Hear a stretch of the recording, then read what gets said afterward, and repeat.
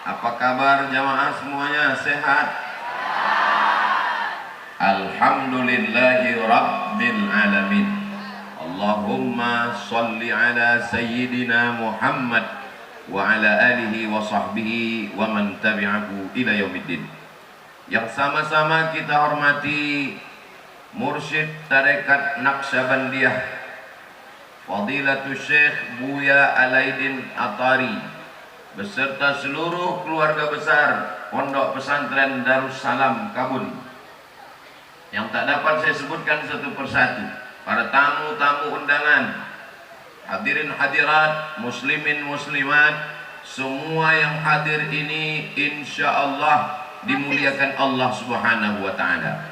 Amin ya Rabbal Alamin. Acara kita pada kesempatan hari ini dua. Yang pertama, milad Pondok Pesantren Darussalam Kabun.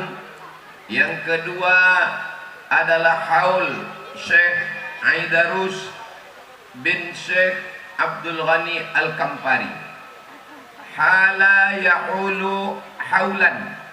Haul dalam zakat artinya harta yang sudah disimpan 1 tahun.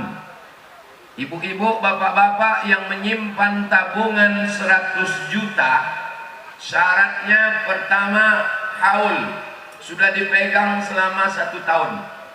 Ini kalau dilihat dari wajahnya nampaknya tabungannya paling sedikit ini 100 juta. Dari bunyi aminnya macam tak yakin.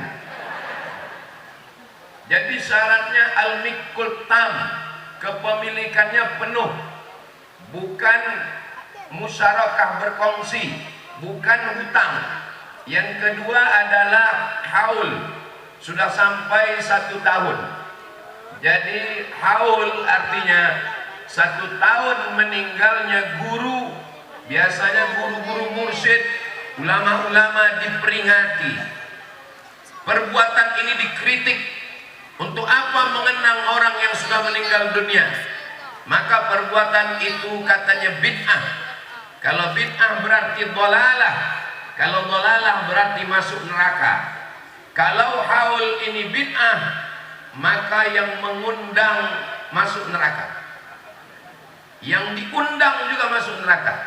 Dan yang paling panas nerakanya yang ceramah. Di Saudi Arabia ada museum. Nama museumnya Museum Syekh Ibni Utsaimin. Di dalamnya ada kacamata Syekh Ibni Utsaimin. Di dalam museum itu ada pena yang dipakai oleh Syekh Ibni Utsaimin waktu mengajar. Untuk apa museum itu dibangun? Gunanya untuk mengenang ulama. Kenapa haul bid'ah? Kenapa membangun museum tidak bid'ah? Padahal dua-duanya adalah mengenang ulama. Di Saudi Arabia dibuat acara. Judul acaranya Usbu' Muhammad bin Abdul Wahhab. Seminggu 7 hari 24 jam kali 7 mengenang jasa-jasa Muhammad bin Abdul Wahhab, pendiri Wahabiyah. Artinya apa? Haul kita ini cuma 1 hari. Jadi kalau 1 hari bid'ah, kalau 7 hari sunnah. Saya mau memberitahu kepada orang yang kurang paham, kita kasih paham. Yang gagal paham, kita pahamkan. Yang susah itu adalah orang yang cari makan dari gagal paham. Kalau paham dia tak makan. Maka pada kesempatan ini ada orang-orang yang tidak mau makan ikan. Dikasih ikan, kata dia, saya pantang makan ikan. Nanti saya alergi, kulit saya gatal-gatal. Kasih makan ikan toman, tak mau. Kasih makan ikan patin, tak mau. Kata dia pantang makan ikan. Tapi ketika ikan itu di blender, dicampur tepung, dimakan habis 2 mangkuk. Namanya empek-empek kapal selam. Haul bid'ah, tapi membuat seminggu seminar boleh, membuat museum boleh. Haul dengan seminar dan museum isinya sama, sama-sama mengenalkan ulama, kepada anak bangsa. Ulama yang mau kita kenalkan ini tidak perlu dikenalkan manusia karena dia sudah masyhur di langit, tapi anak cucu kita perlu tahu. Abdul Somad tidak bisa menceritakan hidup Syekh Aidarus selama 63 tahun. Dari tahun 1926 sampai 1989, 63 tahun mau diceritakan dalam 60 menit. Bahasa Arabnya mustahilun, tak mungkin. Siapa yang mau kenal Syekh Aidarus, maka bacalah buku yang ditulis oleh Ustadz Dr. Afrijon Effendi LCMA, alumni dari Pondok Pesantren Darussalam, alumni dari Al-Azhar Kairo, alumni S2 dari Ma'had Lughah Arabiyah Khartoum Sudan, alumni dari Universitas Luko S3 tadi. Beli buku ini, dapatkan segera. Ingat, persediaan terbatas. Ambo baru mengiklankan, masalah berapa persen untuk Ambo belum kami bahas. Apa yang dimuliakan Allah Subhanahu wa ta'ala. Jadi pada kesempatan iko Ambo indak sanggup berceramah, sebab yang hadir iko buya-buya awak, profesor-profesor, tuan syekh. Ambo hanya membacakan dan Ambo ingat dari buku yang ditulis oleh Dr. Afrijon dan Ambo tambah sekete-sekete. Berapa pelajaran yang bisa kita ambil dari Syekh Aidarus bin Syekh Abdul Ghani Al-Kampari? Pada kesempatan ini Ambo batasi dalam 7. Bagi adik-adik yang mencatat, tolong tulis 7 pelajaran dari Syekh Aidarus bin Abdul Ghani Al-Kampari. Kira-kira yang 7 itu bisa diingat apa enggak? Belum sampaikan mana ingat. Tolong adik-adik diingat baik-baik, karena ini nanti akan keluar dalam UAS, ujian akhir semester. Yang pertama, bahwa Syekh Aidarus tidak menjadi generasi penikmat. Beliau generasi pejuang. Padahal kalau mau jadi generasi penikmat bisa, karena ayahnya ulama besar, namanya Syekh Abdul Ghani Al-Kampari. Dia mendapat irsyad dari Syekh Sulaiman Zuhdi. Syekh Sulaiman Zuhdi mengambil baiat tarekat menjadi mursyid dari Syekh Sulaiman Al-Karimi. Syekh Sulaiman Al-Karimi berguru kepada Syekh Abdullah Afandi. Syekh Abdullah Afandi mengambil tarekat Naqsabandiyah dari Syekh Diyauddin Khalid Al-Kurdi An-Naqsabandi. Itulah kenapa nama tarekat ini tarekat Naqsabandiyah Khalidiyah, karena di dalam silsilahnya ada namanya Syekh Khalid Diyauddin Al-Kurdi An-Naqsabandi. Dari Syekh Khalid kepada Syekh Abdullah Afandi, dari Syekh Abdullah Afandi kepada Syekh Sulaiman Al-Quraimi, dari Syekh Sulaiman Al-Quraimi kepada Syekh Sulaiman Zuhdi, dari Syekh Sulaiman Zuhdi kepada Syekh Aidarus, kepada Syekh Abdul Ghani Al-Kampari. Yang tak percaya silakan buka buku halaman 5. Tapi yang ada di dinding itu beda dengan yang Ustadz sebutkan. Di situ ada 2 silsilah dari Syekh Abdul Ghani kepada Syekh Sulaiman Zuhdi, ada 2. Karena orang tarekat makin banyak nama silsilah, makin banyak barokah. Dalam silsilah tarekat tak sama dengan nasab, tak sama dengan sanad dalam qiraat dan dalam hadis. Kalau dalam sanad hadis semakin sedikit sanad lebih bagus, namanya sanad ali. Sedangkan kalau banyak namanya sanad nazil. Sedangkan dalam silsilah tarekat semakin banyak maka semakin banyak barokah. Itu nanti kalau ada yang mempertanyakan kenapa antara Syekh Abdul Ghani Al-Kampari dengan Syekh Sulaiman Zuhdi ada 2 mursyid, Kenapa yang satu mengatakan langsung? Karena beliau ihtiram, hormat, takzim kepada guru-guru. Mudah-mudahan kita termasuk orang yang mengambil pelajaran, memuliakan guru-guru mursyid kita insya Allah. Amin ya rabbal alamin. Ayahnya ulama besar, ulama yang disegani, ulama yang datang dari Aceh, Syekh Mudawali, mengambil tarekat kepada Syekh Abdul Ghani Al-Kampari. Tapi anaknya tidak menjadi generasi penikmat, tapi generasi pejuang. Ini yang mesti kita tanamkan ke anak-anak kita. Banyak bapak, ayahnya pejuang, anaknya penikmat, cucunya penghancur. Maka kita mesti mendidik anak-anak kita, jangan sampai mereka menjadi generasi penikmat. Apakah bapak ibu siap mendidik anak-anaknya menjadi generasi pejuang? Maka masukkanlah ke pondok pesantren Darussalam Kabun sebelum tanggal penutupan berikut ini. Ingat, kuota terbatas. Bapak ibu yang dimuliakan Allah, pendidikan yang bisa membuat anak berjuang tinggal satu: pondok pesantren. Sekolah masuk dari pagi, keluar siang, cabut, game online, nonton TV, rusak anak-anak kita.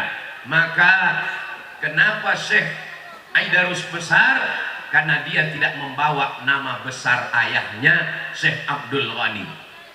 Riau itu adalah muaranya tarekat. Semua tarekat-tarekat dari Aceh turun ke bawah, Sumatera Utara turun ke bawah, Riau Lingga, itu semua sanadnya adalah dari Riau. Ustadz Somad karena ceramah di Riau, dia bilang Riau, bukan basa-basi. Memang begitu kenyataan. Sumatera Utara ada tarekat paling tua, namanya tarekat Naksabandiyah. Siapa mursyidnya? Mursyidnya adalah Syekh Abdul Wahab Rokan. Syekh Abdul Wahab Rokan itu dari mana? Dari Rokan Hulu, dari Riau. Lalu kemudian ada seorang sultan Langkat, namanya Sultan Musa. Sultan Musa memuliakan muridnya, lalu dia minta Tuan Guru untuk pindah ke sebuah tanah. Lalu kemudian ketika Tuan Guru sampai ke tanah itu, dipejamkannya matanya, nampaknya pintu Masjidil Haram. Pintu Masjidil Haram itu Babus Salam. Orang Melayu susah menyebut Babus Salam. Nak kemana? Besilam. Kita naik ke atas Aceh, tarekat Naksabandiyah, semua silsilah Naksabandiyah di Aceh itu diambil dari Syekh Mudawali Labuhan Haji. Syekh Mudawali dari mana mengambil tarekat Naksabandiyah? Dari Syekh Abdul Ghani Al-Kampari. Syekh Abdul Ghani Al-Kampari itu orang mana? Al-Kampari dari Kampar, Al-Minkabawi Minangkabau, dari Makkah Al-Makki, dari Madinah Al-Madani, dari Kampar Al-Kampari, dari Kabun Al-Bustani. Bapak Ibu yang dimuliakan Allah Subhanahu wa taala, yang paling payah kalau pakai ujung-ujung ini adalah kalau dari Kampar Al-Kampari, kalau dari Padang Al-Fadani. Tapi Ustadz Nixon payah, Rokan Ompek Kotoi.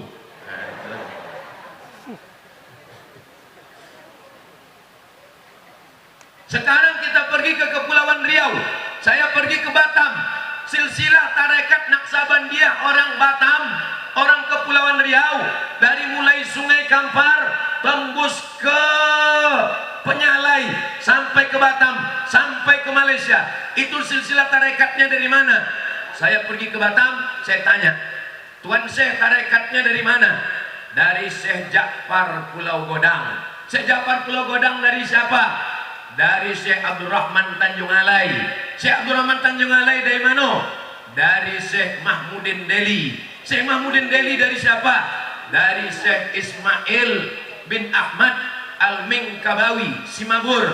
Syekh Ismail dari siapa? Dari Syekh Abdullah Afandi. Syekh Abdullah Afandi dari siapa? dari Syekh Diyauddin Khalid Al-Kurdi An-Naqsabandi. Bisa diingat? Kalau tuan ke Pulau Penyengat, jangan lupa beli ikan. Memang susah untuk mengingat kalau awak belum sarapan. Jangan khawatir. Yang tidak bisa mengingat, tonton ulang ceramah Ambo di channel Ustadz Abdul Somad Official. Subscribe, like, share, and comment. Ya, iklan itu memang sesudah 10 menit kau masuk. Kesimpulannya, dari Aceh, dari Sumatera Utara, dari Kepulauan Riau, sanad silsilah tarekat berasal dari Riau, bumi lancang kuning. Bangga tidak jadi orang Riau? Saya kedatangan tamu dari Jawa. Orang tamu ini bertanya ke Ambo, Ustadz, tolong Ustadz ceritakan silsilah keilmuan orang Riau. Lamu Ambo temono. Silsilah Sahih Bukhari ndak dapat. Silsilah Qiraat ndak dapat. Untung ada tarekat. Tarekat pula yang menyelamatkan awak. Bisa awak menyambungkan nasab silsilah awak ke Sayyidina wa Maulana Muhammad sallallahu alaihi wasallam. Cuba kalau ndak ada Syekh Ja'far Pulau Godang. Cuba kalau ndak ada Syekh Abdul Ghani Al-Kampari. Cuba kalau ndak ada Syekh Abdul Wahab Rokan. Ditanya orang Ambo, coba Ustaz sebutkan silsilah keilmuan orang Riau. Tepat Ambo jawab, lancang kuning belayar malam. Tapi yang dimuliakan Allah SWT. Iko poin dan pertama, jangan jadikan anak kita manja, tapi kan jadikanlah dia pejuang. Syekh Abdul Ghani Al-Kampari membuat anaknya menjadi pejuang. Itulah dia Syekh Aidarus. Syekh Aidarus tidak ingin anaknya manja, diterbangkan ke Kairo, Mesir. Itulah dia Buya Alaidin At-Tari. Kalau mau Buya Alaidin bisa hidup tenang, nyaman, tak perlu pergi ke Mesir. Buya Alaidin tidak mau anaknya menjadi penikmat, dikirim ke Kairo. Itulah dia Ustadz Amal Fatullah yang sekarang berjuang di DPRD Provinsi Riau. Mudah-mudahan beliau, tunggu, ini bukan iklan gubernur, bukan. Tapi kalau diambil KPU tidak apa juga kan. Kepoinan pertama, jangan jadikan anak kita manja. Maka kalau anak kita mau baik, supaya dia berdikari, maka masukkan dia pondok pesantren. Datang bersama kita Habib Haidar bin Syihab. Beliau zuriat Rasulullah sallallahu alaihi wasallam. Mudah-mudahan kita termasuk pencinta Nabi dan para keturunan Nabi Muhammad SAW. Amin ya rabbal alamin. Poin yang kedua, Syekh Aidarus bin Syekh Abdul Ghani Al-Kampari menuntut ilmu dari berbagai macam ulama di Kabupaten Kampar, di Payakumbuh, di Pariaman. Tapi yang paling lama selama 11 tahun itu adalah di Labuhan Haji, Pondok Pesantren Darussalam, di bawah asuhan langsung Syekh Mudawali. Syekh Mudawali punya anak doktor pertama usul fikih di Al-Azhar, namanya Syekh Muhibbuddin Wali, Profesor Dr. Muhibbuddin Wali. Anak-anak Syekh Mudawali menganggap Buya Aidarus sebagai abang mereka, karena Syekh Aidarus tidak hanya sebagai murid, tapi juga sebagai staf, sebagai asisten, sebagai orang kesayangan, sebagai keluarga. Itulah kenapa hubungan yang sangat erat. Berapa lama belajar? 11 tahun. Apakah santri Darussalam siap di kampung 11 tahun?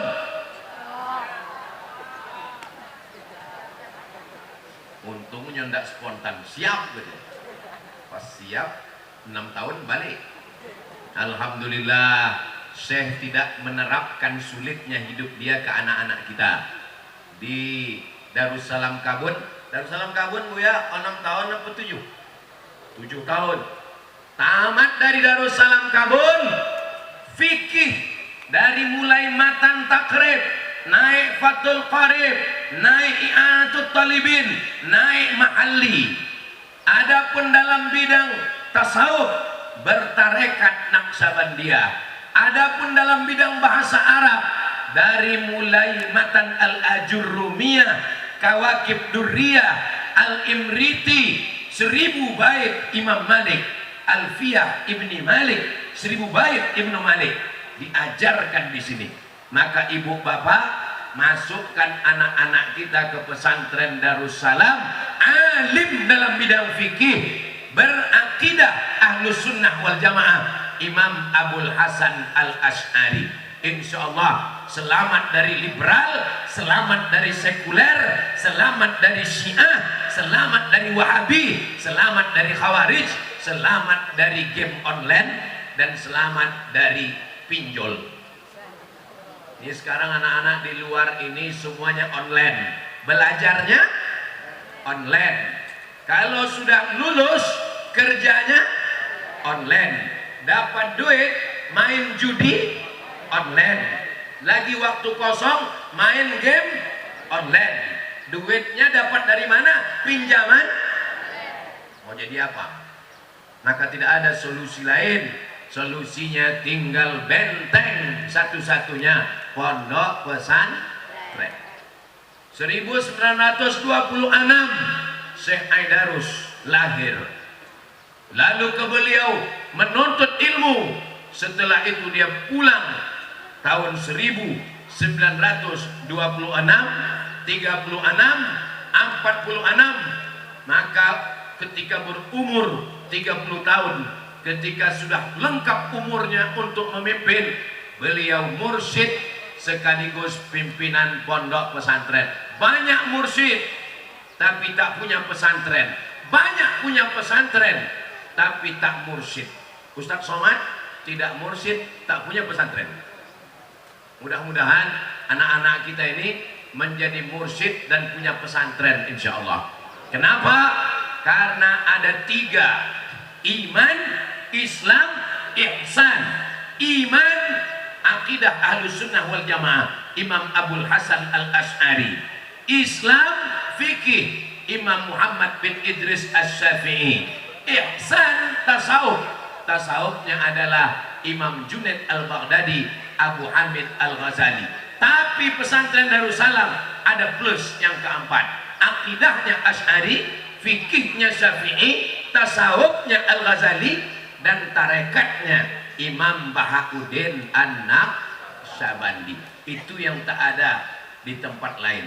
Kalaupun ada, hanya tinggal kenangan saja. Ini rumah suluk Pak Ustadz, masih ada lagi orang bersuluk, tinggal museum. Alhamdulillah rumah suluk kita masih ada tegak berdiri. Itu tempat belakang tuh tempat bersuluk, pakai AC. Ustadz kok tahu? Ambo potang bersuluk di situ.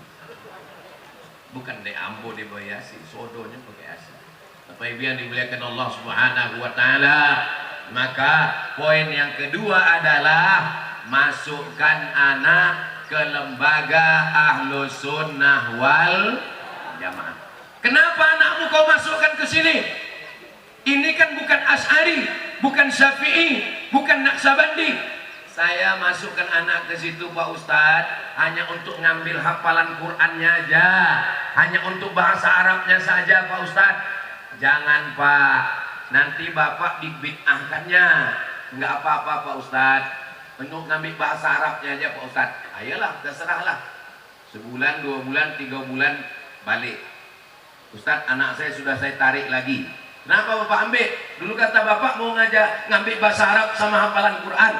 Setelah saya pikir-pikir Pak Ustadz, tak ada gunanya anak saya hebat bahasa Arab, hafal Quran, kalau saya dan istri saya dimasukkannya ke neraka. Itu di lemari saya Pak Ustadz, semua celana saya habis kena gunting. Ma asfalal ka'baini finnar, semua yang di bawah kaki celana masuk neraka. Assalamualaikum Ustadz Somad. Waalaikumsalam. Bisa Ustadz datang ke rumah saya? Kenapa Pak? Ini keponakan saya pulang karena berkelahi dengan ayahnya. Apa masalahnya Pak? Narkoba? Bukan. Geng motor? Bukan. Judi online? Bukan. Apa masalahnya Pak? Semua celana ayahnya diguntingnya Pak, karena katanya masuk neraka. Lalu saya bilang, tahan keponakan kamu tuh, jangan kasih dia balik ke rumah. Kalau dia balik ke rumah 2 gendangnya. Kalau tak ayahnya syahid, inyo syahid. Tapi ibu yang dimuliakan Allah Subhanahu wa taala, masukkanlah ke pondok pesantren Wasatiyah. Kalau mau menengok pesantren Wasatiyah, ingat 4 ciri: akidah Asy'ari, fikih Syafi'i, tasawuf Al-Ghazali, tarekat Naqsabandi. Insyaallah selamat anak kita dunia akhirat. Amin. Yang belum memasukkan anak pesantren, setelah acara haul ini segera masukkan. Yang sudah memasukkan, alhamdulillah. Yang belum mendaftarkan, insya Allah. Yang sudah membawa tahu, tidak aja mendaftarkan anak, sampailah inna lillahi wa inna ilaihi raji'un. Pertama, jangan biarkan anak manja seperti Syekh Abdul Ghani mendidik Syekh Aidarus. Kedua, Syekh Aidarus pergi ke Labuan Haji. Ambo bawa balik dari Aceh. Bukan senang ke Aceh. Dari Pekanbaru naik pesawat transit ke Jakarta. Dari Pekanbaru ke Medan. Dari Medan baru sampai ke Aceh. Balik dari Aceh ke Jakarta lewat dulu. Baru balik ke Pekanbaru. Tawak kudum semua tawak wadah. Bagaimana dulu Syekh Aidarus? Bukan senang. Begitulah kuatnya seorang anak dan kuatnya seorang ayah. Ini kadang banyak anaknya kuat, ayahnya pula tak kuat. Anaknya kuat, ayahnya tak kuat, emaknya mato bongkak. Ibu siap berpisah dengan anak di pesantren. Dari bunyinya macam terpaksa. Insya Allah, mudah-mudahan anak ibu semuanya menjadi ulama seperti Syekh Aidarus. Sebelum balik nanti ziarah ke makam, bertawasul. Atawassalu ilaika biwaliyika salih. Aku bertawassul kepada engkau, barokah wali yang soleh Syekh Aidarus bin Syekh Abdul Ghani Al-Kampari beserta silsilah ahli tariqah Naqsabandiyah. Jadikanlah anakku anak yang soleh seperti mereka ya Allah. Amin ya Rabbal alamin. Yang ketiga, setelah beliau pulang dari Darussalam Labuan Haji, dibimbing langsung oleh Syekh Mudawali, beliau tidak ceramah dari masjid ke masjid, dari surau ke surau, walaupun seluruh kampung beliau terangi dengan ilmunya, tapi beliau duduk membacakan kitab. Ini pelajaran bagi alumni. Jangan hanya ke masjid, tapi juga duduk membacakan kitab. Alhamdulillah, sekarang orang Pekanbaru kalau mau mengaji, dulu ceramah, sekarang sudah baca kitab. Kami Pak Ustadz ada pengajian. Pengajian apa? Baca kitab Bulughul Maram min Adillatil Ahkam. Siapa yang menulis? Al-Hafiz Ibnu Hajar Al-Asqalani. Sama siapa kalian mengaji? Sama Ustadz Dr. Zulhenri Rais, alumni dari Darussalam. Nah, kalau mau menghatamkan kitab Bulughul Maram, pergi ke Pekanbaru. Jadi insya Allah tidak hanya sekedar ceramah-ceramah, tapi juga membaca kitab. Sahih Bukhari, Sahih Muslim, Sunan Abi Daud, Sunan Nasa'i, Sunan Tirmizi, Sunan Ibni Majah, Muwatta Malik, Musnad Ahmad, Sunan Ad-Darimi. Dibacakan, dikhatamkan, bersanad. Apa kata Imam Ibnu Sirin? Laulal isnad, kalau bukan sanad, laqala man syaa ma syaa, maka orang akan berkata semaunya. Poin yang ketiga, membacakan kitab, mendirikan pondok pesantren. Alhamdulillah, murid-murid dari Syekh Aidarus mendirikan pondok-pondok pesantren. Kalau kita pergi ke Pekanbaru, arah ke Kuantan Singingi, sebelum sampai ke Kuantan ada kota lipat kain, belok ke kanan makam Syekh Burhanuddin Kuntu. Di sana ada pondok pesantren besar di tepi sungai. Pimpinannya buyanya hadir kini. Masukkan ke pondok pesantren Kuntu. Itu sanad keilmuannya dari sini. Begitu juga dengan Darul Hadis Al-Aidarusiyah yang ada di Rimbo Panjang, itu juga sanad keilmuannya dari Darussalam Kabun. Jadi murid-murid Syekh Aidarus tidak hanya penceramah, tidak hanya dosen, tapi juga mendirikan pondok pesantren. Bapak-bapak